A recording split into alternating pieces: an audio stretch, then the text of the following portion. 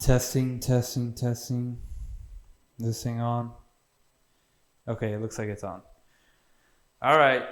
So, what's up, guys? My name is Objectively Subjective, and today we're going to talk about an album that I really like, that I've been listening to a lot recently. Can't seem to get my head out of it. Can't seem to just overplay it. I feel like I'm going to overplay it to the point where I'll probably hate it.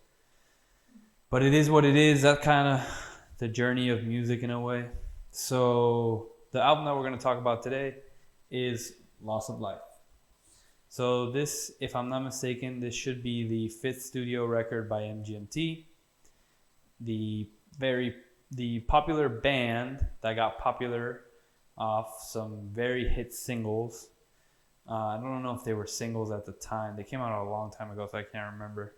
But that be Kids, Electric Feel, and Time to Pretend. Now, these songs propelled the band into a lot of stardom, but as the years went by, they kind of decided to do their own thing with sound and not really always be so dependent on what the people thought they wanted to listen to and more or less do what they wanted to do.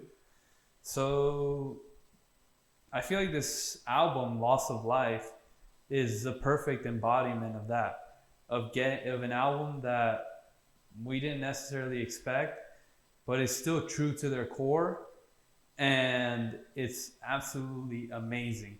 I mean, the album itself kicks off with Loss of Life, and I really do like this as an intro because, for one, it ends perfectly to introduce the next track, which is Mother Nature. And Mother Nature is one of my favorite tracks on the album itself. I just love the guitar on Mother Nature. I mean, I'm really not too keen on the terms, like when it comes to music, but I will say that just the overall groove and the vibe that this song is going for is absolutely excellent. I'm not going to sit here and pretend like I understand everything that MGMT says, because I don't. I just think that the overall vibe that they give off is just absolutely incredible on this track. It's beautiful the way it starts off, and then it kind of kicks into something that's a little bit more high gear, but at the same time still works with the essence of the track.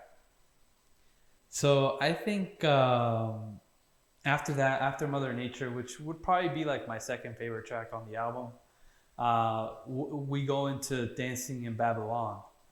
Now, Dancing in Babylon has a I thought it was a great feature by Christine and the Queens. It was absolutely amazing. Their chemistry on the track is really good. And it's a track that I would say, like, in the album, it's the most accessible track that's on there.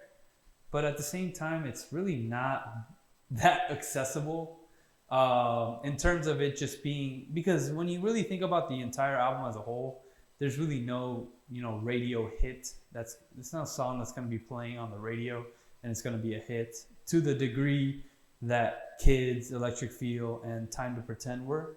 But Dancing in Babylon does have that little bit of a groove with it that does make you kind of want to dance a little bit. But at the same time, it does have a great message of basically letting like the song, the way it ends. I love the message of just letting the people that are in your life, let them know that you love them, basically. So I think that's a great message in the track as well. And then afterwards, we go into People in the Streets, which I think has the best, not necessarily the best in the album, but I think it does have just a beautiful ending. I think the way it starts off is kind of mellowed out. The drums are slow. The guitar is playing. There's a lot of guitars in this song, or not in this song, sorry, in this album. But the guitar in this song in particular is beautiful. And I love the way that it ends off. It's so, for me, it's like very powerful, like the synths that they use. It just sounds kind of heavenly in a way. it sounds like a little bit chaotic at the same time. Sometimes you don't really know like how many different sounds are coming in, but at the same time it sounds pretty fucking amazing, honestly, for an ending of the track. And then we have two of the singles back to back, which would be Bubblegum Dog, which is more like a raw, like it's like a rock, it's like a nice rock song. And I do think that one of the themes in this track that I really like is kind of MGMT, like how I was saying at the beginning, how MGMT to their core, they try to kind of go with their own sound and not what people are trying to tell them to sound like. And also the theme of just, you know, I think that we can all sometimes get caught within hating something or hating on something, and then you realize that that hate catches up to you. So I think from that standpoint, that track is great. And then obviously, I think Nothing to Declare is a great song as well. I think it has some nice grooves. But then honestly, I would say that my favorite track on the album, and it's not like by a landslide, but it is like 100% my favorite track on the album, would be Nothing Changes. You know, it asks the age-old question, do things change?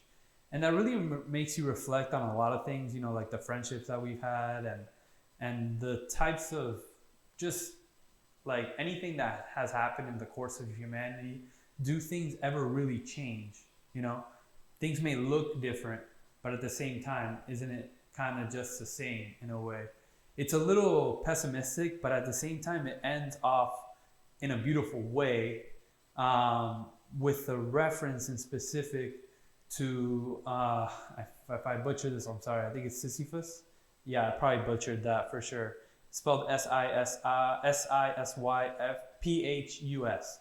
And it's a story about a man who pushes a boulder to the top of a hill every day.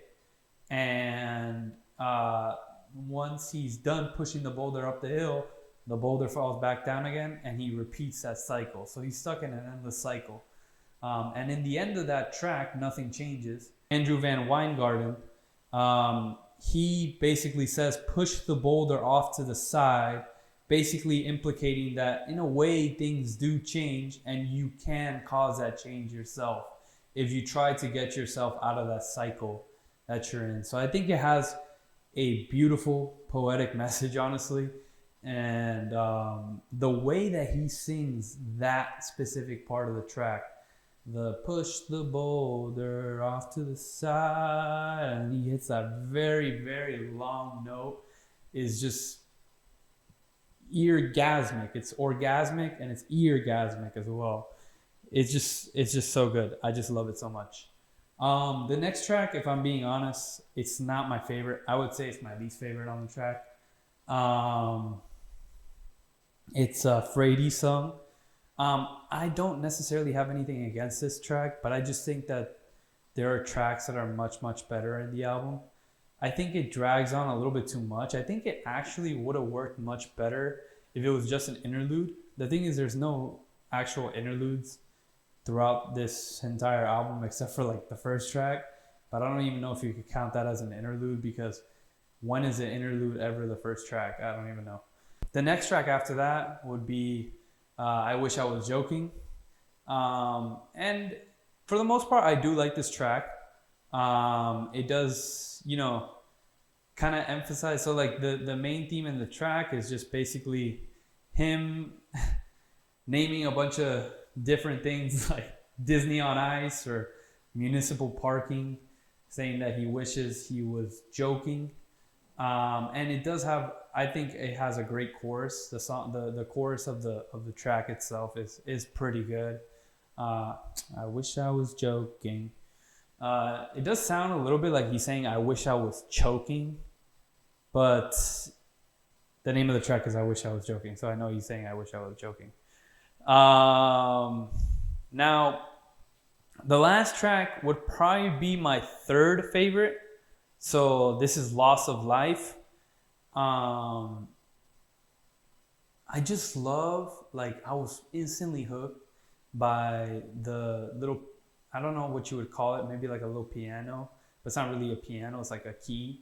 The da-na-na-na, da-na-na-na-na-na. I just love that. I absolutely love that. It sounds eerie, but it sounds beautiful at the same time. And it plays throughout the whole track, and you actually hear it on the first track as well. And I think that it does a really good job. That song does a really good job of wrapping up the entire album and kind of like the themes. And I think one of the most important messages that you can get from that song is just appreciating the fact that, you know, even though someday we can, you know, potentially die, it's something that's always going to be difficult on anybody. So I think one of the things that it says on the track itself is, can you learn to love your loss of life? And then I think from the essence of that is, I feel like at the beginning of the track he was more or less talking about like being able to get over the hump of losing someone. And then it talks also about getting over the hump of, like, you know, one day yourself dying. And then kind of once you get over that hump, life itself can become better. And I love the way it ends with just the last lines of the album, which are, anyone can love, anyone can love, anyone can love. So honestly, if I had to give this album a rating, it's not that difficult for me, honestly. If I had to give this album a rating, I would probably give it like a 9.5 out of 10. It's definitely one of the best records that I've heard this year. I think that it does a great job of kind of adding to the MGMT, you know, basically their whole discography. I think it's going to, you know, play very well into their discography. And I just love the fact that they always find a way to create their own sound and create a different sound, but at the same time have it be still MGMT. Thank you.